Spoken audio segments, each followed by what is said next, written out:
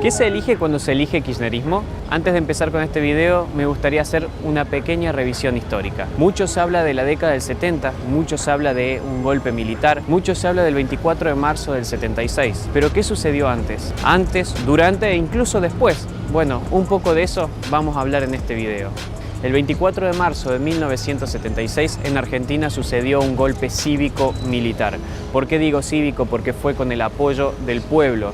Incluso partidos como el peronismo y partidos como el radicalismo, entre ambos, mantuvieron sus intendencias. Más de 500 intendencias quedaron a mano de los partidos tradicionales. Antes del 24 de marzo de 1976 también funcionaban en Argentina organizaciones terroristas, grupos guerrilleros con suficiente poder de fuego hasta para tumbar gobiernos o incluso para hundir submarinos muy parecidos a lo que fue el Ara San Juan, que fue el Ara Santísima Trinidad.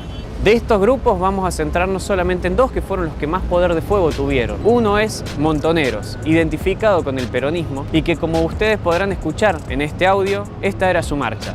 El montonero, el grito es peronismo, de la esperanza tenemos que luchar.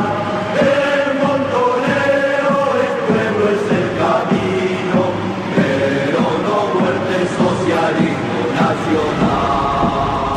Perón o muerte, socialismo nacional. Ese era el objetivo, socialismo, llegar al poder a través de las armas para lograr que Argentina sea un país socialista aliada a Cuba y a la Unión Soviética en aquellos momentos. Otro era el ERP, el Ejército Revolucionario del Pueblo, brazo armado del Partido Revolucionario de los Trabajadores. El ERP ya tenía una ideología más marxista y planeaba llegar directamente al comunismo a través de las armas, como bien lo indica su marcha también. Va marchando al combate por el camino del Che, con su bandera en la mano y sin dejarla caer, por la patria socialista como consigna final, la etapa capitalista para siempre morirá. Estos dos grupos tenían el objetivo de llegar al gobierno a través de las armas. Ambos tenían suficiente poder de fuego que tenían hasta fábricas de armas propias, tenían sus propias imprentas, tenían sus propias organizaciones donde manejaban hasta secuestros. Pocos saben que en la provincia de Córdoba se secuestró, torturó y asesinó a un diplomático, a un cónsul de los Estados Unidos. Ese era el poder de fuego que tenían estas organizaciones. ¿Y ahora qué tiene que ver el kirchnerismo con todo esto? Ahora te lo cuento. Carlos Zanini, uno de los miembros de la mesa chica del kirchnerismo, que fue ministro de gobierno de la provincia de Santa Cruz, diputado por la provincia de Santa Cruz, secretario legal y técnico de la Presidencia de la Nación desde el 2003 al 2015, luego de esto fue elegido por Cristina Kirchner como candidato a vicepresidente para acompañar la fórmula de Daniel Scioli, candidato a presidente.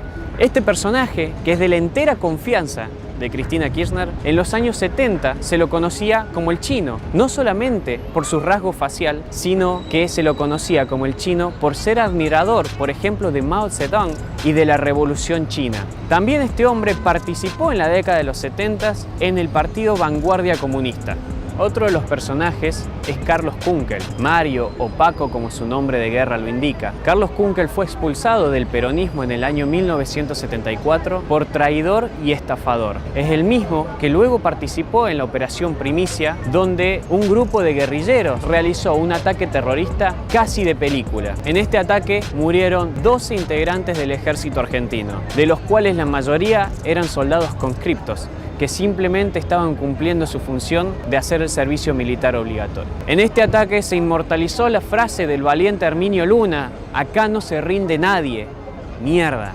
En este ataque se intentó tomar el regimiento de Monte 29, el segundo en poder de fuego de todo el ejército. Se copó el aeropuerto internacional conocido como el Pucu. Se secuestró un avión de Aerolíneas Argentinas con más de 100 civiles a bordo y toda la tripulación. La huida de los subversivos se dio en este mismo avión de Aerolíneas Argentinas y en otro avión de 4 plazas, un Cessna. el avión de Aerolíneas Argentinas aterrizó en una finca de Formosa, mientras que el otro en una arrocera de Corrientes. Este Kunkel es el mismo que fue diputado por el Frente para la Victoria, es el mismo que fue subsecretario presidencial y es el mismo que fue vicepresidente del Consejo de la Magistratura. Nilda Garré, quien fue ministra de Defensa del gobierno de Cristina Kirchner, es una conocida militante de la organización terrorista Montoneros. Nilda Garré, o como su nombre de guerra lo indicaba, Teresa, se la vincula en varias fuentes, entre una de esas el Tata Joffre, al secuestro de los hermanos Born en pleno gobierno democrático. Allá por el año 1975 se pagó el rescate más caro de toda la historia argentina, lo que eran 60 millones de dólares, que hoy equivaldrían a unos 300 millones de dólares. Parte de ese dinero fue utilizado para financiar la lucha armada de este grupo terrorista. La otra parte acabó en el Banco Central de Cuba, dinero que se dice que nunca pudo ser recuperado. Nilda Garré se casó con Juan Abal Medina, el hermano de uno de los fundadores de Montoneros, Fernando Abal Medina. Fernando participó en el secuestro y asesinato del expresidente de la Nación, Pedro Eugenio Aramburu. Y con canciones como estas, Montoneros se reía de esa muerte. Había una que era: con los huesos de Aramburu, con los huesos de Aramburu, vamos a hacer una escalera, vamos a hacer una escalera. Para que los chicos de la villa lleguen hasta el cielo, ¿no? Con los huesos de Aramburu, con los huesos de Aramburu, vamos a hacer una escalera, vamos a hacer una escalera, para que llegue hasta el cielo, nuestra Evita Montonera. Es por eso que tenemos que tener memoria y no nos tenemos que olvidar cómo Nilda Garré perseguía ideológicamente a todo militar en actividad o retirado que se animaba a levantar la voz por la verdadera historia de los 70. Recordemos un caso donde dejaron afuera de la fuerza a militares que habían participado en un acto en memoria de las víctimas civiles y militares de la guerrilla. No nos debe sorprender tampoco que cuando se la designó a Nilda Garré como ministra de Defensa, fue el mismo partido, Patria Grande, un partido de izquierda y alineado al Foro de San Pablo, que salió a apoyar esa designación. Eduardo Luis Duhalde, quien fue secretario de Derechos Humanos de la Nación del 2003 al 2012, poco se puede decir que sea representante de los derechos humanos. En el año 1972, estando en Cuba, fue el que recibió a los terroristas que se habían fugado de la cárcel de Rawson, terroristas que provenían de organizaciones como FARC, Fuerzas Armadas Revolucionarias, el Ejército Revolucionario del Pueblo y Montoneros. Entre los años 73 y 74, Eduardo Luis Duhalde dirigió la revista Militancia Peronista para la Liberación, más conocida popularmente como Militancia. Eduardo Luis Duhalde fue el mismo que defendió a los que secuestraron y asesinaron al presidente de la fábrica Fiat, el doctor Ovedrán Salustro. En el número 30 de su revista, en la página 14, Eduardo Luis Duhalde se burlaba del secuestro al empresario norteamericano Victor Samuelson. Se burlaba y festejaba el secuestro de una persona solamente por trabajar en una empresa extranjera. Seamos conscientes de eso. En el número 28 de su revista, se lamentaba de que una bomba le había explotado a 2 terroristas en la mano, diciendo que podría haber tenido otro final mejor de algún oligarca o de algún militar. La vida terrorista de Eduardo Luis Duhalde no terminó en la década del 70. Luego siguió en Nicaragua, donde junto a Enrique Gorriarán Merlo fundaron el movimiento Todos por la Patria, movimiento guerrillero que en pleno gobierno democrático de Raúl Alfonsín quiso aplicarle un golpe, atacando el regimiento de la Tablada. Ataque que fue heroicamente frustrado gracias a las fuerzas del ejército argentino, de la policía bonaerense y de la policía federal. Julio César Urien, teniente de fragata restituido por Néstor Kirchner y presidente del astillero de Río Santiago. Julio César Urien es un cobarde entregador de sus propios compañeros. En el año 1972 se sublevó e intentó copar la ESMA, acto que luego desembocaría en una plaza uniéndose con una de las columnas de Montoneros. Julio César Urien en ese momento era parte de la Armada. Inició un proceso de entrega de sus compañeros dentro de la misma fuerza. Esta acción llevó a que se lo destituya por traición a la patria. Luego, en el gobierno de Isabel Perón, esta persona ingresó en las columnas de Montoneros. Años más tarde, cuando se le restituye su cargo en la presidencia y por Néstor Kirchner en el Salón Blanco, él dijo las siguientes palabras: hablo como militar, como peronista y como montonero. Además, en reiteradas ocasiones aseguró que las Fuerzas Armadas se deberían llevar a un campo popular, algo así como las milicias venezolanas. Dijo que en el gobierno kirchnerista hubo un gran avance, pero que faltó. A eso vamos.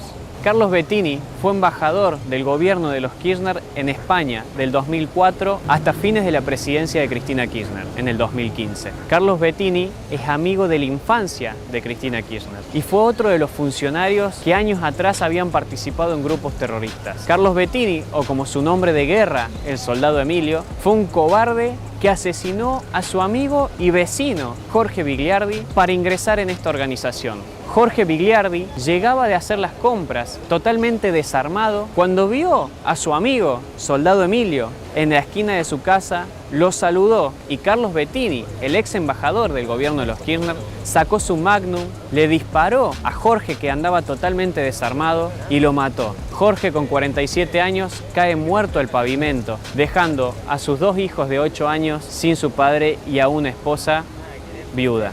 Bettini, con este asesinato, ingresó en las columnas de Montoneros. Jorge Tayana, ministro de Relaciones Exteriores en el gobierno de los Kirchner, legislador por la ciudad de Buenos Aires en el Frente para la Victoria y presidente del Parlamento del Mercosur del Frente para la Victoria. Jorge Tayana participó activamente en las columnas de Montoneros. De hecho, se le adjudica un atentado con bomba en el Bar Ibérico, donde el objetivo principal era un oficial de la naval, que justo ese día no había asistido al bar y en su lugar se sentó una civil, una mujer. La bomba explotó de todas formas, dejando 2 civiles muertos, entre ellos esta señora y un mozo del Bar Ibérico, y el bar totalmente destrozado. Nunca se pudo comprobar realmente si fue Jorge Tayana el que detonó la bomba, pero lo que sí se sabe es que si no la detonó, sí estuvo de acuerdo con estas acciones. E incluso las sospechas son tan grandes que la misma Embajada de Estados Unidos ha querido investigar qué conexiones tuvo Jorge Tayana con este atentado. Esteban Rigui fue Procurador General de la Nación en el gobierno de los Kirchner. Además, fue el ministro de Interior en el gobierno de Héctor Cámpora. El 25 de mayo de 1973, Esteban Rigui fue el que firmó el decreto que liberó a más de 300 guerrilleros de las cárceles, tanto presos comunes como presos guerrilleros que habían tenido su juicio y su sentencia dictado por la Cámara Federal en lo penal. Esa noche del 25 de mayo de 1973, presos comunes y guerrilleros salieron de las cárceles que se abrieron indiscriminadamente y ganaron las calles. Luego de esa noche, los jueces que habían juzgado a los guerrilleros por ataques terroristas fueron perseguidos por los mismos terroristas y por los mismos grupos subversivos. Eran 8 jueces, 7 se terminaron exiliando. 1, el juez Quiroga, terminó muerto en un atentado. A partir de esa fecha, nunca más en la Argentina se volvería a juzgar a los guerrilleros. Horacio, el perro Berbisky, es uno de los personajes más nefastos de la historia argentina, que sin embargo hoy goza de una buena reputación y camina libremente por las calles y las provincias de nuestro país. Horacio Berbisky fue parte de Página 12, también fue parte de Carta Abierta, el grupo Filo K de supuestos intelectuales. Además preside el CELS y también tiene una página donde escribe llamada El cohete a la luna. También Horacio, el perro Berbisky, fue uno de los que impulsaron varias políticas llevadas a cabo por el kirchnerismo.